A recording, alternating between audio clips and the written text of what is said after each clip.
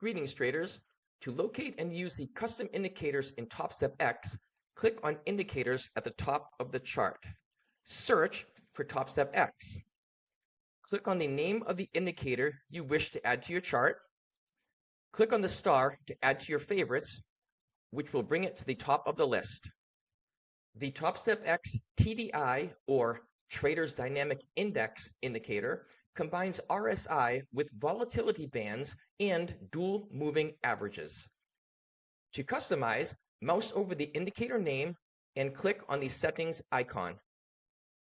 Under the input section, the various length settings specify the number of previous candles to use for each line calculation.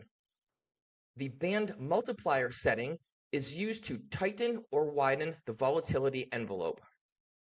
Under the Styles section, choose the line color, the line style, and the line type for each individual plot. Try changing the appearance to something non-conventional. For example, let's choose area.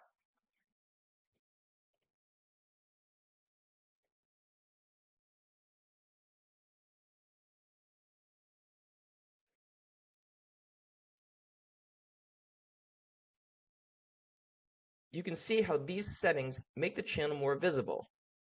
Have fun creating a unique look of your own.